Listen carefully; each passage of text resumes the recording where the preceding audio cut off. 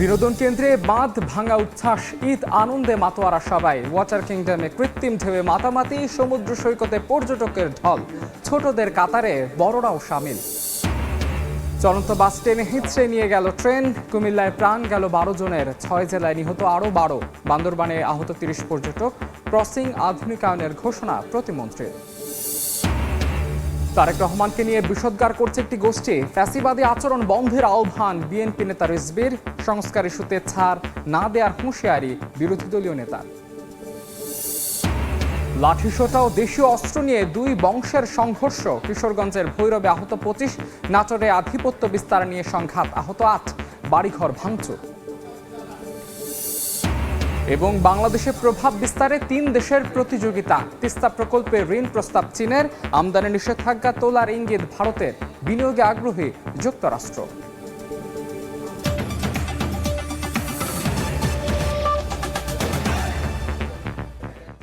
ঈদ মুবারক। বাংলার সময় সঙ্গে আছে আমি মাহাদি ইসলাম ধ্রুব। ঈদ উৎসবের আমেজ সারা দেশে।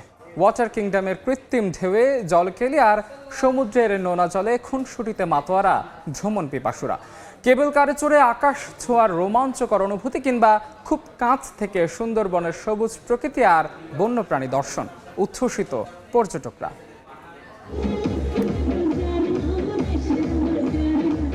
মিউজিকের তালে নেচে গেয়ে ঈদ আনন্দে বাঁধ ভাঙা উচ্ছ্বাস। ঈদের ছুটিতে অবারিত সুযোগ হাতছাড়া করছেন না বিনোদন প্রেমীরা। চট্টগ্রামের ফরেস্ট লেকে উপচে পড়া ভিড়। বন্ধু বান্ধব ও পরিবার পরিজন নিয়ে ওয়াটার কিংডমে কৃত্রিম ঢেউয়ের জলকেলিতে মাতোয়ারা। আমরা আসছি এখানে ঘুরতেছি, ছবি তুলতেছি। আমরা চাই যে দর্শনার্থীরা আনন্দের মাত্রাটা যেন এখানে পূর্ণভাবে উপভোগ করতে পারে। কানায় কানায় পূর্ণ কক্সবাজার সমুদ্র সৈকত। মাদ্রাসা পয়েন্ট থেকে কলাতলি পর্যন্ত 3 কিলোমিটার জুড়ে মানুষ আর মানুষ। কেউ উত্তাল ঢেউয়ের সঙ্গে পাল্লা দিচ্ছেন, কেউ বা বালিয়াড়িতে আনন্দে মগ্ন। মেরিন ড্রাইভ, হিমছড়ি, ইনানি ও পাতুয়ার টেকেও দেশি বিদেশি পর্যটকের আনাগোনা। সাগরের টানে আসলে সাগরের কাছে আসলে খুব ভালো লাগে। ফ্যামিলির সবাইকে নিয়ে এসেছি, খুবই ভালো লাগতেছে। সাগর কন্যা কুয়াকাটায়ও আনন্দ ঘন সময় কাটাচ্ছেন প্রকৃতি প্রেমীরা। সিলেটের সাদা পাথর পর্যটন কেন্দ্র আকর্ষিত করে ভ্রমণ পিপাসুদের। কেবল কারে চড়ে আকাশ ছোঁয়ার প্রবল ইচ্ছা, রোমাঞ্চকর অনুভূতি। বগুড়ার Momo inn eco park and রিসোর্টে কেবল কারে চড়তে দর্শনার্থীদের ভিড়। রাজশাহীর সাফিনা পার্কে ছেলে বুড়ো সব বয়সীরা মেতেছেন ঈদ আনন্দে। বাবা মায়ের হাত ধরে ছোট্ট শিশুরা বিভিন্ন রাইডে চড়ায় উচ্ছ্বসিত। রাইডে উঠছি 2-3টাতে, তো এখানে প্রথমবার আসছি, খুব ভালো লাগছে। বাচ্চারা একটু পানি পেলে খুব খুশি হয়, এজন্য পুরো ফ্যামিলিকে নিয়ে আসা। মোংলার করমজল বিনোদন কেন্দ্র থেকে ইঞ্জিন চালিত নৌকায় চড়ে সুন্দরবনের সৌন্দর্য কাছ থেকে দেখার সুযোগ পাচ্ছেন পর্যটকরা। সবুজ গাছগাছালি আর বন্য প্রাণী মনের খোরাক যোগাচ্ছেন তাদের। রিমো সিদ্দিক, সময় সংবাদ। ঈদ বিনোদনের আরো খবর জানাতে এই মুহূর্তে রাজশাহীর পদ্মাপাড়ে আছেন রিপোর্টার সাইফুর রহমান রকি ও কুয়াকাটায় শিকদার জাবির হোসেন। সরাসরি শুরুতেই যাচ্ছি রকির কাছে। রকি, রাজশাহীর পদ্মা নদীকে ঘিরে বিনোদনের অন্যতম একটি অনুষঙ্গ গড়ে উঠেছে। বিশেষ করে ঈদের এই ছুটিতে অনেক দর্শনার্থীরা আসছেন এই সময় কাটাতে। বিশেষ করে দুপুরের পর থেকে রাজশাহীর যে পদ্মার পার রয়েছে সেখানে বিভিন্ন যে পয়েন্ট রয়েছে, বিশেষ করে টিবাঁধ, আইবাঁধ, এছাড়া জাহাজঘাট ছাড়াও বিভিন্ন যে পয়েন্টগুলো রয়েছে সেই পয়েন্টগুলোতে উপচে পড়া ভিড় লক্ষ্য করা যাচ্ছে দর্শনার্থীদের। যদিও এই এলাকায় কিন্তু দর্শনার্থীদের ভিড় বরাবরই থাকে, তবে ঈদের সময় কিন্তু অনেকেই দূর দূরান্ত থেকে ছুটিতে যখন বাড়িতে বেড়াতে আসেন পরিবার পরিজন সহ ঈদ করে, আসলে তারা ঈদের এই আমেজকে আরও বেশি আনন্দমোহ করে তুলতে, সেই কারণে কিন্তু তারা পদ্মার পাড়ে আসেন ঘুরতে। আপনাদের সেই চিত্রটি আমাদের দেখানোর চেষ্টা করছি আমরা। অনেকে কিন্তু আমরা দেখছি যে নৌকায় করে স্বজনদের নিয়ে ঘুরে বেড়াচ্ছেন, কেউ কেউ নদীর পাড়ে যাচ্ছেন, মধ্যচরে যাচ্ছেন, সেখানেও অনেকে যে তাদের যে ভালো সময়টা সেখানে কাটাচ্ছেন। পাশাপাশি আমরা অনেককেই দেখছি এই তাদের আনন্দ ঘন যে মুহূর্তগুলোকে তারা ক্যামেরা বন্দি করে রাখছেন স্মৃতির পাতায়, সেগুলো তুলে রাখার জন্য। সব মিলে একটি জমজমাট আবহ কিন্তু আমরা দেখতে পাচ্ছি রাজশাহীর পদ্মা নদীর এই টি বাঁধকে লক্ষ্য করেই। পাশাপাশি আমরা পাশেই রয়েছে আইবাদ, পাশে রয়েছে পদ্মা নদীর আরো বড় কয়েকটি অংশ, সেই প্রতিটি পয়েন্টেই কিন্তু আমরা দেখেছি। বড় কুঠিতেও ঠিকই একই অবস্থা দেখেছি, প্রচুর পরিমাণ মানুষের ভিড় দেখেছি সেই জায়গাগুলোতে, এবং সেগুলো থেকে যে ঈদের যে আনন্দ সেটি কিন্তু পরিবার পরিজন নিয়ে অনেকে করছেন। পাশাপাশি অনেকে এসেছেন বন্ধু বান্ধবকে সাথে নিয়ে আড্ডায় মেতেছেন পদ্মার পাড়ে, কেউ গান গাচ্ছেন, কেউ আবার ছবি তুলে সেগুলোকে আসলে ক্যামেরা বন্দি করছেন। আমরা যদি বলি যে রাজশাহীতে আসলে বিনোদনের যে কেন্দ্র সেটির কিছুটা অভাব রয়েছে বরাবরই, রাজশাহীবাসীর পক্ষ থেকে আসলে এটি আসলে দাবি করা হয়। সেই জন্য পদ্মাকে ঘিরেই বড় ধরনের একটি বিনোদন কেন্দ্র তাদের গড়ে উঠেছে, এবং এই এটি আসলে পর্যটন কেন্দ্র হোক, আগামীতে আরও বড় ধরনের এখানে ঘুরে বেড়ানোর সুযোগ তৈরি হোক, এখানে বিভিন্ন দেশি বিদেশি মানুষ আসুক, এইভাবে আসলে আগামীতে যেন এই রাজশাহীর পদ্মা নদীকে গড়ে তোলা হয়, এমনটাই আসলে এই এলাকাবাসী সহ পদ্মাবাসীর, রাজশাহীবাসীর আসলে দাবি, প্রাণের দাবি সেটি। তো এই ছিল আমার কাছে ঈদের দ্বিতীয় দিনের যে ঈদের আমেজে মেতে উঠেছেন দর্শনার্থীরা, সেটির সর্বশেষ খবর। এখন আমরা চলে যাচ্ছি কুয়াকাটায়, সেখানে আছে আমাদের সহকর্মী শিকদার জাবির, তিনি জানাবেন সেখানকার পরিস্থিতি। ঈদের আনন্দের ঢেউ লেগেছে সাগরকন্ডা কুয়াকাটায়, সৈকতের বালিয়াড়িতে দেখা যাচ্ছে এই মুহূর্তে পর্যটকদের উপচে পড়া ভিড়। সকাল থেকেই ভিড় বাড়তে শুরু করেছে। গতকাল আমরা যে দৃশ্য দেখেছি পর্যটকের তেমন উপস্থিতি ছিল না, তবে আজকে সকাল শেষ হওয়ার পর এই দুপুরের পর বিকেলে আরও পর্যটকের সংখ্যা বেশি বেড়েছে। সৈকতের 0 পয়েন্ট, লেম্বুর বন এবং গঙ্গামতি সব জায়গাতেই কিন্তু এখন পর্যটকদের পদচারণায় মুখর রয়েছে। পর্যটকরা তাদের প্রিয়জনকে সঙ্গে নিয়ে সৈকতের বালিয়াড়িতে বিভিন্নভাবে আনন্দ উল্লাসে মেতে উঠেছেন। কেউ প্রিয়জনের হাতে হাত রেখে সৈকতের বালিয়াড়িতে ঘুরে বেড়াচ্ছেন, আবার কেউ সৈকতের নোনা জলে সমুদ্র স্নান করছেন। এভাবে বিভিন্নভাবে নানা শ্রেণী পেশার, নানা বয়সী মানুষ এই ঈদের আনন্দকে ভাগাভাগি করে নিচ্ছেন সৈকতে। আমরা জানি যে কুয়াকাটা দেশের দ্বিতীয় বৃহৎ সমুদ্র সৈকত। এই সমুদ্র সৈকতে একই স্থানে দাঁড়িয়ে দেখা যায় সূর্যোদয় সূর্যাস্ত, যেটি দেশের অন্য কোনো সমুদ্র সৈকতে দেখা যায় না, যার ফলে পর্যটকরা সবসময় তাদের পছন্দের তালিকায় প্রথম দিকেই রাখেন কুয়াকাটাকে। ঈদের যে এখন ছুটি, এই ছুটিতে মূলত কুয়াকাটা এখন এক প্রাণবন্ত পর্যটন কেন্দ্রে পরিণত হয়েছে, যেখানে প্রকৃতি আর মানুষের মিলনে আসলে এই জায়গাটি উৎসবমুখর হয়ে উঠেছে। উৎসবের এক অনন্য আবহ বলা চলে এই কুয়াকাটার এই জায়গাটি। এখানে পর্যটকদের নিরাপত্তায় টুরিস্ট পুলিশ, নৌ পুলিশ এবং স্থানীয় প্রশাসন তৎপর রয়েছেন, তারা পর্যটকের নিরাপত্তায় কাজ করছেন। আমরা হোটেল মোটেল ব্যবসায়ীদের সঙ্গে কথা বলেছি, তারা যেটি বলেছেন যে পর্যটকের উপস্থিতি আজ বাড়তে শুরু করেছে এবং হোটেল মোটেলের অধিকাংশ রুমই কিন্তু বুকিং রয়েছে, এবং আগামীকাল থেকে হয়তো পর্যটকের সংখ্যা আরও বেশি বাড়তে পারে, সেটিও কিন্তু হোটেল মোটেল মালিকদের পক্ষ থেকে জানানো হয়েছে। তারা বলছেন সৈকতে ঘুরতে আসা পর্যটকদের যাতে কোনো ধরনের হয়রানির শিকার না হতে হয় এবং পর্যটকরা যাতে সুন্দরভাবে তাদের এই সুন্দর সময়টাকে কাটাতে পারে, সেটির জন্য স্থানীয় প্রশাসনের পাশাপাশি স্থানীয় ব্যবসায়ীরাও সহযোগিতা করবেন, সেটাই কিন্তু তারা বলছেন। তো কুয়াকাটা সমুদ্র সৈকত থেকে এতটুকুই ছিল আমার কাছে, সব শেষ। রাজশাহী থেকে রকি এবং কুয়াকাটা থেকে শিকদার জাবির জানাচ্ছিলেন ঈদ বিনোদনের খবরাখবর। এবার অন্য প্রসঙ্গ। কুমিল্লায় বাসকে টেনে হিঁচড়ে 1 কিলোমিটার নিয়ে যায় ট্রেন। নারী শিশু সহ প্রাণ গেছে 12 যাত্রী, আহত হয়েছেন অন্তত 15 জন। 2 গেটম্যানকে বহিষ্কারের পাশাপাশি 3টি তদন্ত কমিটি করা হয়েছে। দুর্ঘটনায় নিহতদের ঘটনায় শোক ও দুঃখ প্রকাশ করে রেল ক্রসিং আধুনিকায়ন এবং আন্ডার ও ওভারপাস নির্মাণের নির্দেশনা দিয়েছেন প্রধানমন্ত্রী তারেক রহমান। এদিকে হবিগঞ্জ, ফেনী সহ 6 জেলায় একদিনে সড়ক দুর্ঘটনায় মারা গেছেন আরও 12 জন। হাসপাতাল জুড়ে প্রিয়জন হারানোর আর্তনাদ। কুমিল্লায় ট্রেন বাস দুর্ঘটনায় প্রাণ গেছে 12 জনের। চাঁপাইনবাবগঞ্জ থেকে যাত্রী নিয়ে নোয়াখালী যাচ্ছিল মামুন স্পেশাল বাস। শনিবার মধ্যরাতে কুমিল্লার পদুয়ার বাজার রেল ক্রসিং পার হতে গেলে চট্টগ্রাম থেকে ঢাকামুখী মেল ট্রেন বাসটিকে ধাক্কা দেয়। 12 জনের মৃত্যুর খবর জানায় পুলিশ, রেলওয়ে এবং জেলা সিভিল সার্জন। হাসপাতালে ভর্তি আহত 15 জন। গেটম্যান না থাকায় দুর্ঘটনাটি ঘটেছে বলে অভিযোগ করে স্থানীয়রা। এই ঘটনায় 7.5 ঘন্টা বন্ধ থাকার পর ঢাকার সঙ্গে চট্টগ্রামের রেল যোগাযোগ স্বাভাবিক হয়। ঘটনাস্থল পরিদর্শন করে দুর্ঘটনার সঙ্গে জড়িতদের বিরুদ্ধে ব্যবস্থা নেওয়ার আশ্বাস দেন কৃষিমন্ত্রী ও রেলপথ প্রতিমন্ত্রী। প্রত্যেকটা লাশের জন্য 25,000 টাকা করে বরাদ্দ দেওয়া হয়েছে আপাতত লাশগুলিকে ট্রান্সফার করার জন্য। ইতিমধ্যে যে 2 জন গার্ডের অবহেলার কারণে এই ঘটনাটি ঘটেছে তাদেরকে বরখাস্ত করা হয়েছে এবং তাদেরকে শাস্তির আওতায় আনা হচ্ছে। এছাড়া স্টেশন মাস্টার তাকেও শাস্তির আওতায় আনা হচ্ছে। অন্যদিকে মধ্যরাতে ফেনীর রামপুর এলাকায় স্পিড ব্রেকার পার হচ্ছিল একটি অ্যাম্বুলেন্স। এ সময় পেছন থেকে ধাক্কা দেয় শ্যামলী পরিবহনের বাস। পরে দোয়েল পরিবহনের আরেকটি বাস অন্য মোটরসাইকেলকে ধাক্কা দিলে আরোহী বাসের সুপারভাইজার এবং এক যাত্রীর মৃত্যু হয়। নিজের বিয়ের দাওয়াত দিতে পাবনা থেকে প্রাইভেট কার চালিয়ে নাটোরে যাচ্ছিলেন প্রকৌশলী জুলফিকার। বড়াই গ্রামে গাড়ির নিয়ন্ত্রণ হারিয়ে দাঁড়িয়ে থাকা ট্রাকের ধাক্কা খেলে তার মৃত্যু হয়।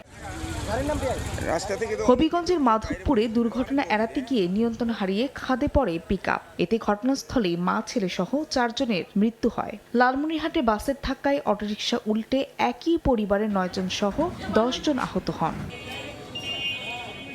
এছাড়া রাতে নওগাঁর আত্রায়ে ভটভটির ধাক্কায় টেম্পো উল্টে গিয়ে ঘটনাস্থলে মারা যায় এক কিশোর। আহত অন্তত 10 জন। বান্দরবানে পর্যটকবাহী বাস পাহাড়ি গভীর খাদে পড়ে অন্তত 30 জন যাত্রী আহত হয়েছেন। ফাহরিয়া ফারজানা, সময় সংবাদ।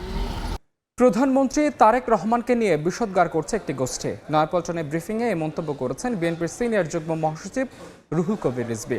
ঝিনাইদহে আইনমন্ত্রী বলেছেন, জিয়া পরিবারের মতো নির্যাতিত আর কেউ নেই। আর চট্টগ্রামে অর্থ ও পরিকল্পনা মন্ত্রী বলেন, যুদ্ধ পরিস্থিতি দীর্ঘায়িত হলে অর্থনীতিতে চাপ বাড়বে। ঈদের ছুটিতেও ব্যস্ত সময় কাটাচ্ছেন বিএনপির জ্যেষ্ঠ নেতৃবৃন্দ ও সরকারের মন্ত্রীরা। নয়াপল্টনে দলের কেন্দ্রীয় কার্যালয়ে মহান স্বাধীনতা ও জাতীয় দিবস উপলক্ষে বিএনপির কর্মসূচি জানাতে এই সংবাদ সম্মেলন। আন্তরিক শুভেচ্ছা জানাই। দলের সিনিয়র যুগ্ম মহাসচিব রুহুল কবির রিজভী অভিযোগ করেন, বিএনপি সরকারের মত প্রকাশের স্বাধীনতায় একটি পক্ষ প্রধানমন্ত্রীকে নিয়ে বিষোদ্গার করছে। কুৎসা রটানো ফ্যাসিবাদের লক্ষণ বলেও মন্তব্য করেন তিনি। অঙ্গীকার পূরণে জনাব তারেক রহমান নিরন্তরভাবে কাজ করে গেছেন। এখনো প্রতিনিয়ত তার বিরুদ্ধে বিষোদ্গার করা হচ্ছে। কুৎসা রটানো করা এটা তো হচ্ছে শেখ হাসিনার কাজ। কুৎসা রটানো করা এটা হচ্ছে ফ্যাসিবাদের কাজ। যারা আজকে বর্তমান সরকারের নানাভাবে মিথ্যাচার করার চেষ্টা করছেন, তাদের উপরেই কিন্তু ফ্যাসিবাদের তকমা জুড়ে যাবে। এদিকে ঝিনাইদহের শৈলকুপায় এক অনুষ্ঠানে আইনমন্ত্রী বলেন, জিয়া পরিবারের মতো নির্যাতিত আর কেউ ছিল না। আগামী বাজেটের আগেই সব পরিবারের কাছে ফ্যামিলি কার্ড পৌঁছে দিতে কাজ করছে সরকার।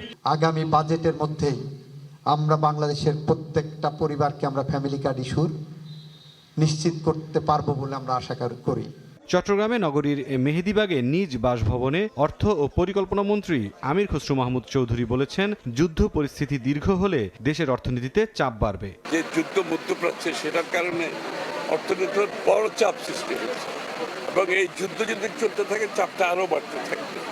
তো সেই ক্ষেত্রে আমাদের পক্ষ থেকে আমরা প্রয়োজনীয় বিশেষ করে যে জ্বালানি সিকিউরিটি নিরাপত্তা, সেখানে আমরা খুব সজাগ আছি। একই শহরের নিজ বাসভবনে ভূমি প্রতিমন্ত্রী মীর হেলাল জানিয়েছেন, আগামী 6 মাসের মধ্যে ভূমি মন্ত্রণালয়ের দুর্নীতি সর্বনিম্ন পর্যায়ে নিয়ে আসবে সরকার।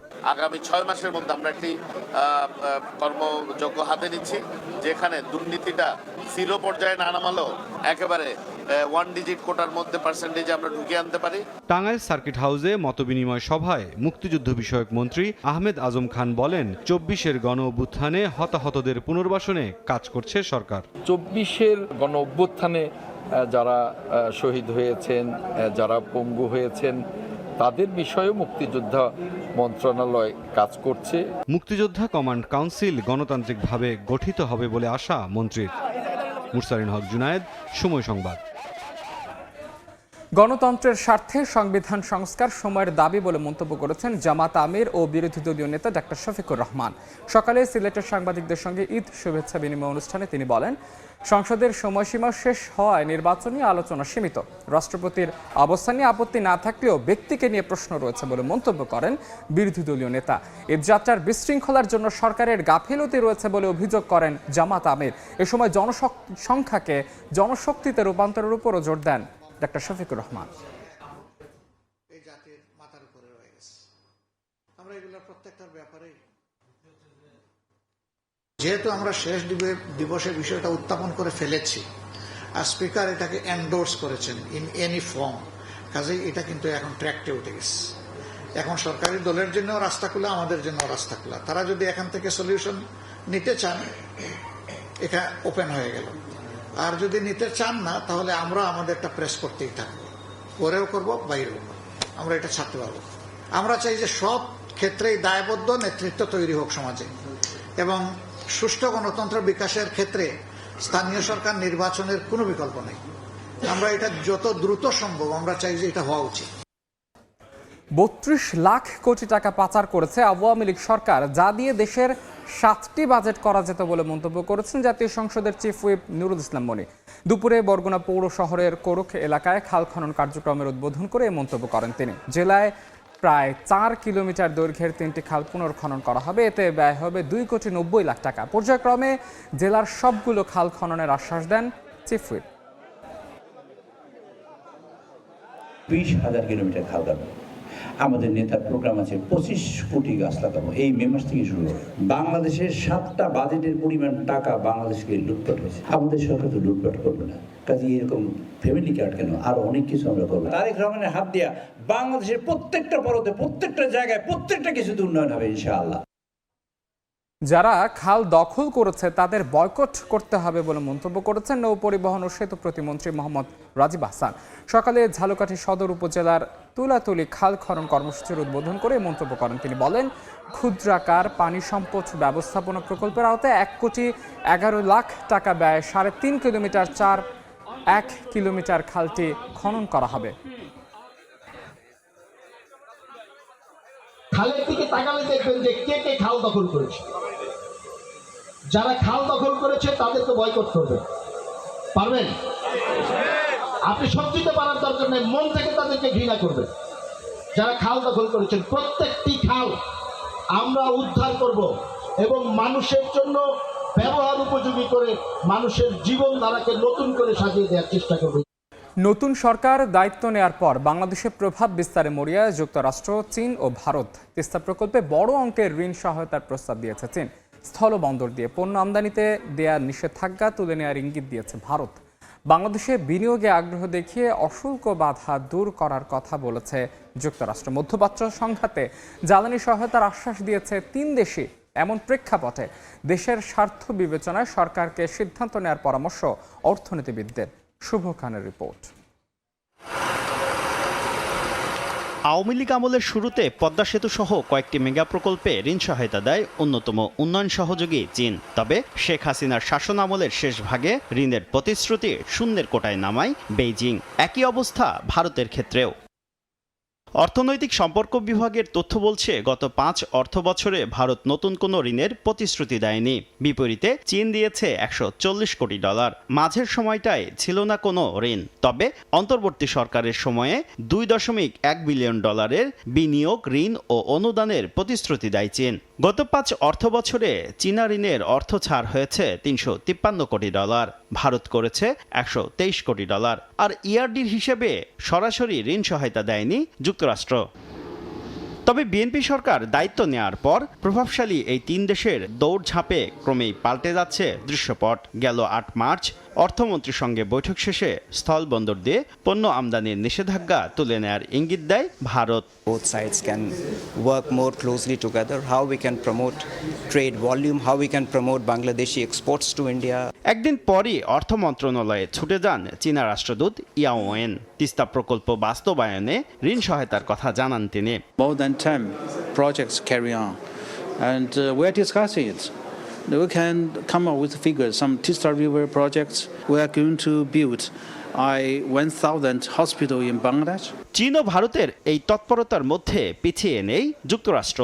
অর্থমন্ত্রীর সঙ্গে বৈঠক সেরেছেন মার্কিন রাষ্ট্রদূত ব্রেন্ট ক্রিস্টেনসেন। দীর্ঘমেয়াদে দেশটির কাছে এলএনজি সহায়তা চায় বাংলাদেশ।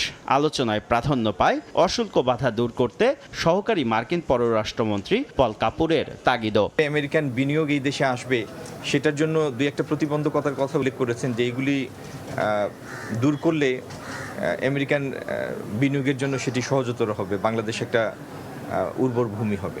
ভারতের বাণিজ্য সম্প্রসারণ, মার্কিন বিনিয়োগ বৃদ্ধি আর চীনের ঋণ সহায়তার প্রতিশ্রুতি।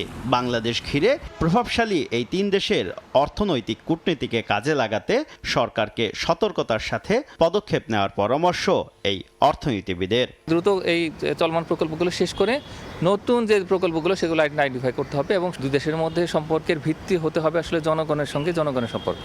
তো সেইভাবে করেই নতুন নতুন জায়গাতে আসলে এই অর্থায়ন বা উন্নয়ন সহযোগিতা সেগুলো সম্প্রসারিত করতে হবে। বাংলাদেশের শীর্ষ 10 উন্নয়ন সহযোগীর তালিকায় রয়েছে এই তিন দেশই।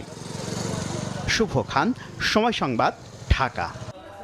একটি সড়ক সংস্কারে গাফিলতির কারণে বিচ্ছিন্ন হয়ে আছে সিলেট নগরের 33 নং ওয়ার্ডের 5 শতাধিক পরিবার। বিভিন্ন পরিষেবা গ্রহণের পাশাপাশি সামাজিক অনুষ্ঠানে যেতে চরম ভোগান্তি পোহাতে হয় এলাকাবাসীদের। ভূমিকম্প কিংবা প্রাকৃতিক কোনো দুর্যোগে ঘটেনি এমন ভূমিধস সিলেট নগরীর 33 নম্বর ওয়ার্ডের উপর দিয়ে প্রবাহিত আমনিছড়া উদ্ধারে প্রতিরক্ষা দেয়াল নির্মাণে ঘটে বিপর্যয়। শীতে কাজ শেষ না হওয়ায় বৃষ্টিতে এসে লণ্ডভণ্ড হয়ে পড়ে। 100 ভাগের মধ্যে 20 ভাগ কাজ এখন পর্যন্ত হয় নাই। বিপর্যস্ত সড়কের কারণে এলাকার লোকজন বিচ্ছিন্ন হয়ে পড়েছেন। 4-5টা মানুষ ধরে খুব কষ্ট করে এদিকে চলাফেরার। বর্তমান তো এখন বৃষ্টি হয়েছে, মানুষ চলাচল দেখো অবস্থা। ঠিকাদারকে পাওয়া না গেলেও তার প্রতিনিধির অজুহাতের শেষ নেই। আর সিলেট সিটি কর্পোরেশনের নির্বাহী প্রকৌশলী বললেন, বৃষ্টির কারণে বিঘ্নিত হচ্ছে সড়ক অবকাঠামো উন্নয়নের কাজ। মসজিদের পাশের যে অংশটা আছে ওইটা ভেঙে সময়টা আমাদের প্রচুর গেছে। কাস্টিং করে বল্লি মেরে ওইগুলো করছে, করার পরে ওইটা ঠিক নাই। এই মাটির কোয়ালিটিটা হচ্ছে খুবই খারাপ।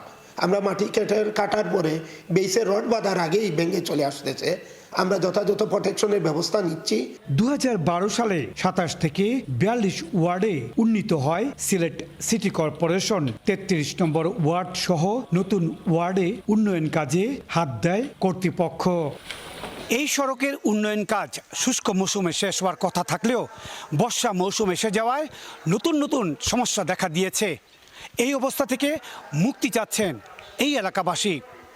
সিলেট নগরীর 33 নম্বর ওয়ার্ডের মণিপুরি পাড়া থেকে ইকরামুল কবির, সময় সংবাদ। লাঠিসোঁটা ও দেশীয় অস্ত্র নিয়ে মুখোমুখি অবস্থান। তুচ্ছ ঘটনা নিয়ে কিশোরগঞ্জের ভৈরবে দুই বংশের মধ্যে সংঘর্ষে আহত হয়েছেন 25 জন। এদিকে নাটোরে আধিপত্য বিস্তারের জেরে দুপক্ষের মধ্যে সংঘর্ষ হয়েছে। ভাঙচুর করা হয়েছে প্রাইভেট কার ও বেশ কয়েকটি বাড়িঘর। লাঠিসোঁটা ও দেশীয় অস্ত্র নিয়ে মুখোমুখি অবস্থান। এক পর্যায়ে সংঘর্ষে জড়ালো দুই পক্ষ। কিশোরগঞ্জের ভৈরব উপজেলার শ্রীনগরে লাইটার দিয়ে আগুন জ্বালিয়ে গাঁজা সেবন করছিলেন কয়েকজন। এ নিয়ে গোলাপ মেম্বারের বাড়ির নারীদের সঙ্গে কথা কাটাকাটি হয়। এরই জেরে দুই বংশের লোকজন সংঘর্ষে জড়িয়ে পড়ে। এতে নারীসহ 25 জন আহত হয়। খবর পেয়ে পুলিশ পরিস্থিতি নিয়ন্ত্রণে আনে। দরবার যখন সালিসের শেষের দিকে গেছে তখন একজন স্টেটমেন্ট দিতে গেছে, আর একজন বাধা দিছে, যে বলছে যে ঝগড়াটা তো তুমিই বাড়াইছো। এইটা রয়েছে সেটা মনে করেন সামান্য একটা জিনিস তর্ক করতে করতে করতে এটা হঠাৎ করে বড় হয়েছে। এটা মনে হয় আধা ঘন্টার মতো মনে ঝগড়া হয়েছে। এরা বাবাকুর মুসা মিয়া, স্বপন মিয়া, এই আলামিন এটা বাবার ব্যবসা করে। এরা আয়েসের আমরা দোকানপাট খুবাই লাইছি। এই ব্যাপারে অভিযোগ প্রাপ্তি সহকারে আমরা পরবর্তীতে আইনগত ব্যবস্থা গ্রহণ করব। এলাকায় পুলিশ মোতায়েন করা হয়েছে, আইন শৃঙ্খলা পরিস্থিতি স্বাভাবিক আছে। এদিকে নাটোরের সিংড়ায় আধিপত্য বিস্তার নিয়ে দুপক্ষের দফায় দফায় সংঘর্ষ হয়। এতে 8 জন আহত হন। এ সময় প্রাইভেট কার ও বাড়িঘর ভাঙচুর করা হয়। মাধাবাসবাড়িয়া গ্রামের সুজাউদ্দৌলা সূর্য ও সুলাইমান হোসেন লাবুর মধ্যে গ্রামের আধিপত্য নিয়ে দীর্ঘদিন ধরে চলা বিরোধের জেরেই এ সংঘর্ষ। ঘটনার পর এলাকায় অতিরিক্ত পুলিশ মোতায়েন করা হয়েছে। তারিফ রহমান, সময় সংবাদ। কুমিল্লায় আগুনে পড়ল বেকারি কারখানা। শনিবার রাতে সদরের ঘোড়ামারা এলাকায় সততা বেকারির একটি অংশে আগুন লাগে। দ্রুত তা ছড়িয়ে পড়ে পুরো কারখানায়। খবর পেয়ে ঘটনাস্থলে পৌঁছে ফায়ার সার্ভিসের 3টি ইউনিট প্রায় 7 ঘন্টার চেষ্টায় আগুন নিয়ন্ত্রণে আনে। তবে তার আগে পুড়ে ছাই হয় বেকারির বিভিন্ন যন্ত্র।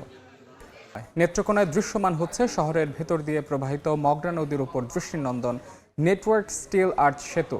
কোনো ধরনের পিলার ছাড়াই এমন নান্দনিক সেতু সৌন্দর্য বাড়াবে শহরের, তেমনি যানজট কমবে বলে মনে করেন স্থানীয়রা।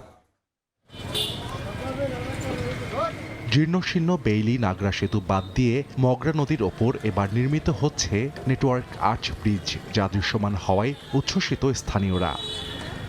সেতুটির নির্মাণ সম্পন্ন হলে কমবে যানজট, নিরসন হবে শহরবাসীর দীর্ঘদিনের ভোগান্তি। এটা হতে যানজট কমে যাবে, সৌন্দর্য বৃদ্ধি পাবে, মানুষের চলাচলের সুবিধা হবে। আপাতত স্টিলের স্ট্রাকচার নির্মাণ সম্পন্ন হলেও সেতুটির ঢালাই বাকি। তবে ঈদুল আজহার আগেই কাজ শেষ করার আশ্বাস ঠিকাদার ও সড়ক বিভাগের। আমরা এটা খুব দ্রুত সম্ভব বাস্তবায়ন করব। 2 মাসের মধ্যে এটা সরকার আমরা হ্যান্ড ওভার দেওয়ার ইচ্ছা পরিকল্পনা। জনগণের দুর্ভোগ কমবে, সময় বাঁচবে এবং এখানে যে শহরের যে যানজট এটা বহুলাংশে নিরসন হবে। 56 মিটার দৈর্ঘ্য এবং ফুটপাথ সহ 11.80 মিটার প্রস্থের এই সেতুতে নেই কোনো পিলার। সময় সংবাদ, নেত্রকোনা। বাংলার সময়ের শীর্ষ সংবাদ জানিয়ে দিচ্ছে আরও একবার।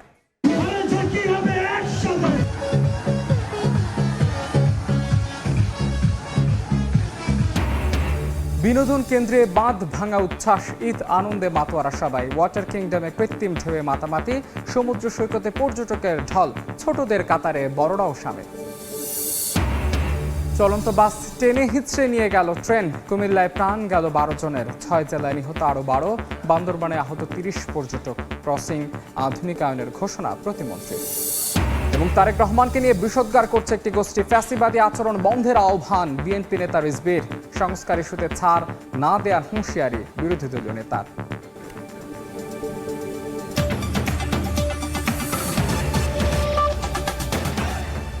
এই ছিল বাংলার সময়ের এখনকার আয়োজনে। এরপর দেখবেন সন্ধ্যার সময়, থাকবেন সহকর্মী জাফর সাদিক। ধন্যবাদ মাহাদি ধ্রুব। সন্ধ্যার সময় নিয়ে আসছি কিছুক্ষণ পর, সঙ্গে থাকুন সময়।